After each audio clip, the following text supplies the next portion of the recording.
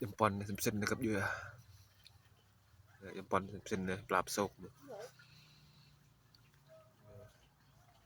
ปลังเลยปลังเส้นๆ